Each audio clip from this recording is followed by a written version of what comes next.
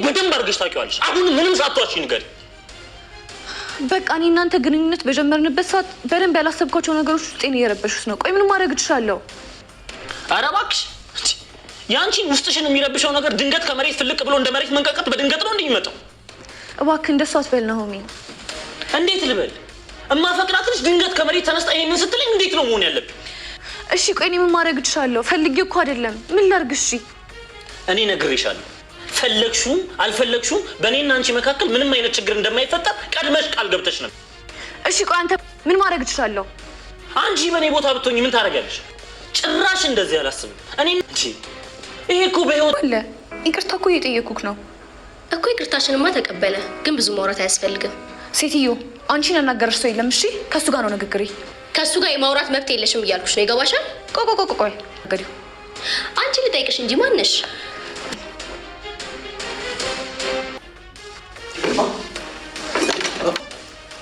ይኸውልህ ሆንዳት ነካት።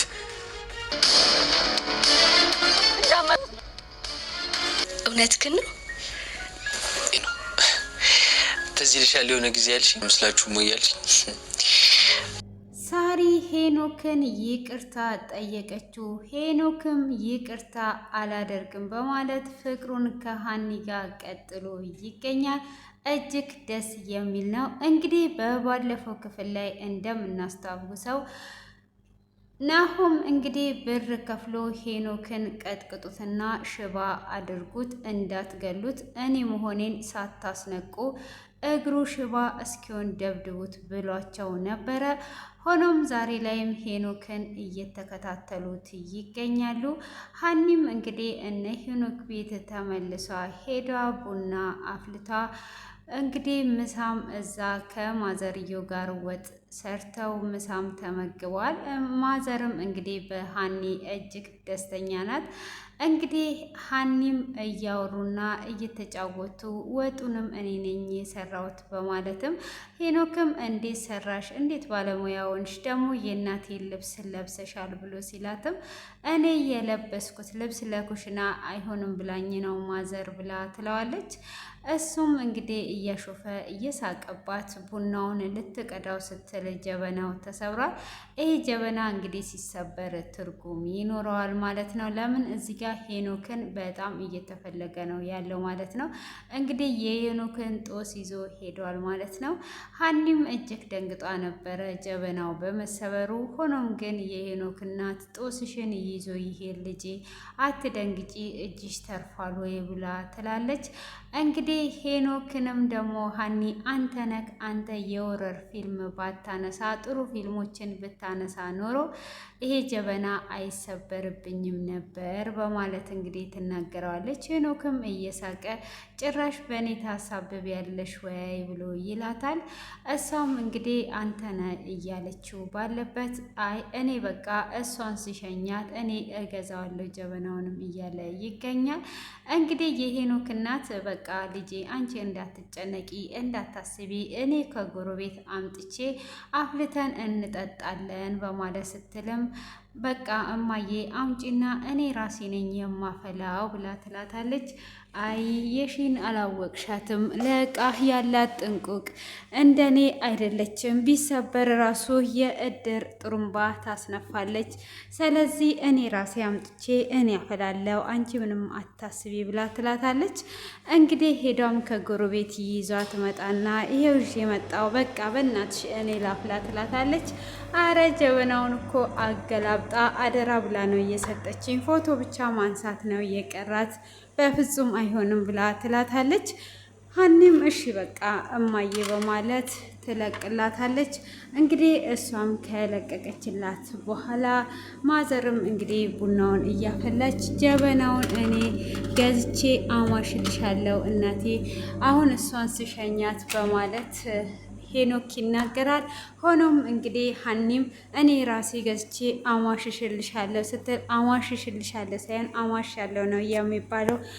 ገና አባላሉንም ሳትቺ ነው እንዴ መታማሹ ብሎ ይላታል። እንደምታወሪው ቀላል እንዳይመስልሽ ብሎ እያለ እየቀለደው እጅግ እየተጫወቱ ደስ የሚል ጊዜ አሳልፈው እንግዲህ ወደ ቤት ትሄዳለች ማለት ነው።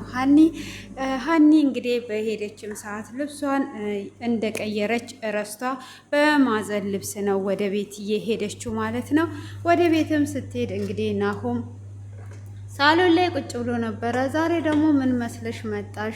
ኬት ነውስ የምትመጪው እስካሁን ድረስ ብሎ ሲጠይቃት ምንም አያገባም፣ ምንም ብመስል ምንም አያገባም፣ እኔ አሁን ላይ ባለሁት ህይወት እጅግ በጣም ደስተኛ ነኝ ብላ ትለዋለች።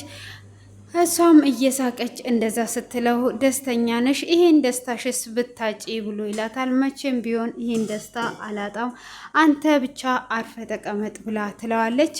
እንግዲህ በኮሌጁም አንደኛ ወጥቼ ዋንጫውን ተቀብዬ የምመረቀው እኔ ነኝ በማለት ትነግረዋለች።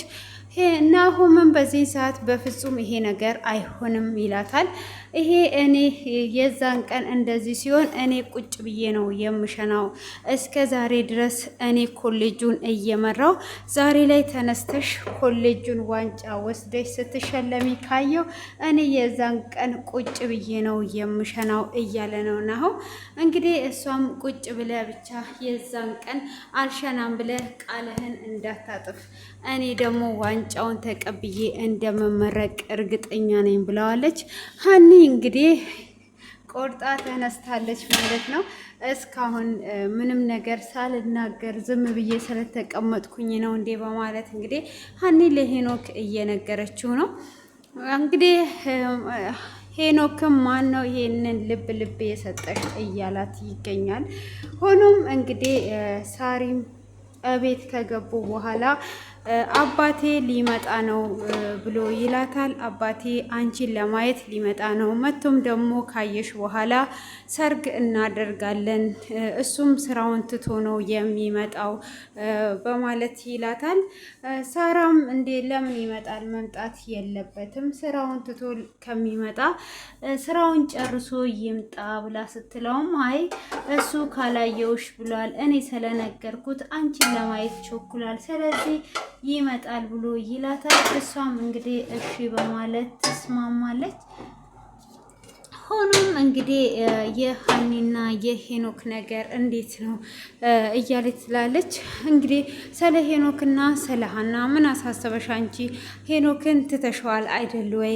ስለዚህ ስለኛ ነው እንጂ ማሰብ ያለብሽ፣ ስለ ሄኖክ እንደማታስቢ ቃል ገብተሽልኝ የለ ወይ በማለት ይላታል።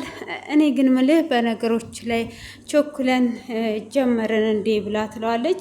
ምንድን ነው የቾኮል ነው? እኛ ትልልቆች ነን፣ ይሄ ፈጣሪ እየጻፈልን ነው። ስለዚህ ፈጣሪ እንድንገናኝ ፈለገ፣ ተገናኘን፣ አሁን ህይወታችንን መስርተን እንኖራለን ብሎ ይላታል። እሷም እንግዲህ ስለ ሄኖክ እያሰበች እንደነበረ ተናግረዋለች። ሆኖም ዳግም እንዳታስብ ይነግራታል። ሀኒ ግን ያው እዛ ጋ እናስቀናት ብላ ብትልም ሀኒ ለሄኖክ ፍቅር አላት ማለት ነው። ሆኖም እንግዲህ እሷ ይሄንን ነገር ካሰበች በኋላ ሳራም ከቤት ትወጣና እጅግ በመጨነቅ በማሰብ ስለ ሄኖክ ስላሳለፈችው ጊዜ ስላወሩት ነገር ሁሉ እያሰበች ነበረ። ከልጅነታቸው እንግዲህ እስከዚህ እስከ እውቀታቸው ጊዜ አብረው ስለነበሩም እያሰበች እንደማትተው እየነገረችው ነበረ። እሱ ግን አንድ ቀን ልትተይኝ ትችያለሽ እያላትም የነበረውን አብረው ትምህርት ቤት እያሳለፉትን እያሰበች እየተጨነቀችና እየተረበሸች ነበረ። ሆኖም በዚህ ሰዓት ናሆም ሲደውልላት እሷ ስልኩን አታነሳም ነበረ። እንዴት ነው ስልክ የማታነሳው? ጭራሹኑ በአንድ ጥሪ የምታነሳው አሁን ስልክ እንዴት አታነሳም? እያለ እየደጋገመ እየደወለም ለሰዎቹም ደግሞ ደውሎላችሁ እንዴት ነው ልጁ ከማጋ እንደሚኖር ሁሉንም ነገር አጣርታችሁ ጨረሳችሁ ወይ? ምን ላይ ደረሳችሁ? ብሎ ሲል የሚኖረው ከእናቱ ጋር ነው፣ ሁሉንም ነገር ጨርሰናል፣ ዛሬ ማታ እንጨርሳለን ብሎ ይለዋል።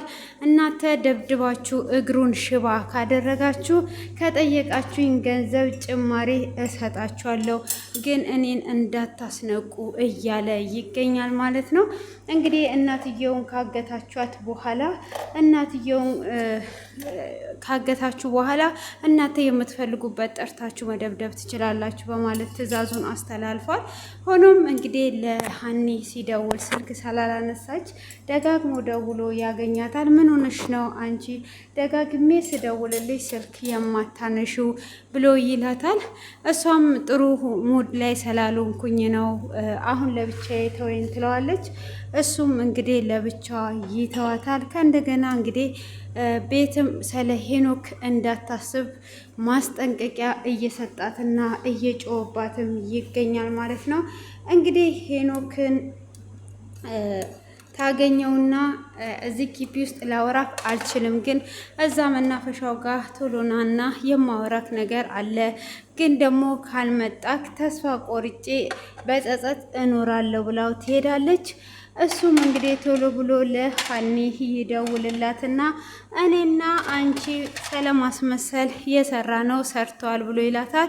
እሷም ምንድነው የሰራው ንገረኝ ብላ ስትለውም እንግዲህ እሱ የዛን ጊዜ ከልቡ አፍቅሯት ሳይሆን እሷ ባለችው ድራማ ተስማምቶ ነው የጀመረው። እና ሳራን ታገኛታለህ እንዳልሽኝ ሳራ ዛሬ ይኸው ይቅርታ ልጠይቅ ላውራክ ማንንም ይዘክ ሳትመጣ መናፈሻና ብላኛለች ብሎ እጅግ በመደሰት በሳቅ ይነግራታል። እሷም ተደስተሻል ወይ ብሎ ሲላት አዎ ተደስችልሃለሁ ብላ እሱን ትሸኘዋለች። እሱንም ከሸኘችው በኋላ እጅግ በጣም ታለቅሳለች። ፈተናዬ ለምን በዛ ጌታ ሆይ እያለቀሰች ወደ ማዘርየው ጋር ትሄዳለች ማለት ነው። ወደ ማዘርየው ጋር እንግዲህ ከሄደች በኋላ ለማዘርየውም ያለውን ነገር ነግሯት እያለቀሰች ነበረ። ሄኖክም እንግዲህ ሳሪን መጀመሪያ ከእጅ ሳይወጣ አጥብቀሽ መያዝ ነበረ። እኔ ከልጅነቴ እስከ ትልቅነት እስከዚህ እስከ እውቀቴ ድረስ እንዴት እንደምወድሽ እያሳየውሽ ነበረ፣ ግን አንቺ ጥለሽኝ ሄድሽ ብለው ይላታል። እኔ ምንም የማውቀው ነገር የለም ራሴን ናሆም ጋር ነው ያገኘሁት ብላ ስትለውም እሱም በደንብ ነው የምታውቂው፣ አውቀሽ ነው እኔን እንደዚህ እየሰባበርሽኝ፣ የሄደውን ትቼ የመጣውን ጠበቃ አድርጌ መያዝ ነው። አሁን ላይ ያለውበት በደንብ ተመችቶኛል ብሎ ይላታል። እሷም እሺ ይቅርታ አድርግልኝ እኔ አጥፍቻለሁ፣ ይሄንንም ሳላቅ ነው ያደረኩት ብላ ስትለውም አሁን ያሽውን ጠበቅ አድርገሽ ያዢ፣ ያለፈሽ አልፎሻል፣ አሁንም ያሽውን ጠበቅ አድርገሽ ሳትዢ እንዳያልፍሽ ብሎ ይላታል። እንግዲህ እሷም እንደዛ በሚላ ሰዓት እሺ ይቅርታ አድርግልኝ፣ ይቅርታ አድርጌልሻለሁ፣ ግን ከዚህም በኋላ የኔና አንቺ ነገር አብቅቷል፣ የሚቀጥል ነገር የለም ብሎ ይላታል። እንግዲህ ሳሪም እጅግ በጣም በማዘን ትተዋለች። ምንም ነገር ማድረግ አልቻለችም። ያሳለፈችውን ጊዜ እያሰበች እየተናደደች ትገኛለች ማለት ነው። ሆኖም እንግዲህ ሀኒም እሱ ቤት እናቱ ጋር ስለነበረች እሱንም ከነገረቻት በኋላ ሄኖክ ይመጣል። ሄኖክም ምን ሆንሽ ነው እያለቀሽ ያለሽው ብሎ ሲላትም እሷም እንግዲህ እናትየው እንዴ አንተ ለአንተ ስሜት የሌላት ይመስልሃል ወይ? እንዴት ነው የምታስለቅሳት? ያቺ ጥላቢስ ጋር ሄደት እችን የመሰለች ልጅ የምታስለቅሰው ብላ ትቆጣዋለች። እኔ እኮ ላግኝ ስትለኝ ልነግራት እንጂ የሄድኩት ለሌላ ነገር አይደለም ብሎ ይላል። ማለት ብሎ ሲልም ጥላኝ ሄዳለች። ለሄደችው ደግሞ ጥላኝ ሄደች። ከዚህም በኋላ ህይወት ከሷ ጋራ እንደማይቀጥል ልነግራትና ላስጠነቅቃት ነው የሄድኩት በማለትም ይነግራቸዋል። ሀኒም በዚህ ሰዓት እውነትህን ነው ብላ ስትለው እሱም አዎ እውነቴን ነው፣ የሄደውን ትቼ ካለው ጋራ ህይወቴን መቀጠል ነው፣ በደንብ ተመችቶኛል በማለትም ይነግራታል። እናትየውም እንግዲህ እጅግ በመደሰት እልል በማለት ትቀበለዋለች ማለት ነው። እንግዲህ የሀኒና የእሱን ፍቅር በደንብ አድርግታ ተቀብላ ትገኛለች ማለት ነው። ሆኖም እንግዲህ ያንን ደስታ እንደዛ እንዳከበሩ ናሆም ይጠራውና ያገኘዋል። እህት በጣም ተመችታኛለች፣ ምንድን ነው የፈለግከው አሁን ከኔ ብሎ ይለዋል። ያው ትችልሃለሁ፣ አንተ ግን እህት እንዴት እንደተመቸች ምርጥ እህት ናት። ውስጥ እየጨሰና እየተቃጠለ ነው አይደል ብሎ ይለዋል።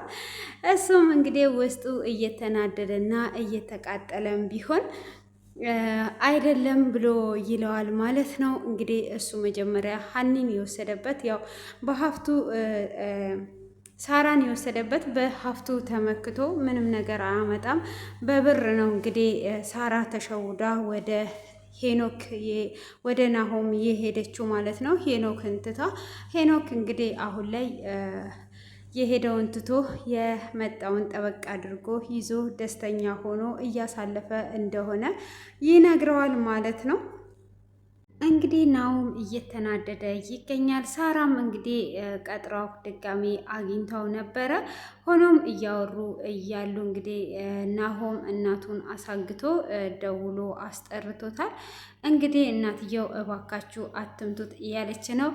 እርግጠኛ ነኝ እንግዲህ ሄኖክ ያመልጣል ብዬ ነው ማስበው። እዛ ጋር ድንጋይ ስላለ በዛ በድንጋዩ መቷቸው እንደሚያመልጥ እርግጠኛ ነኝ። እንግዲህ ቀጣዩን በጉጉት እንጠብቃለን።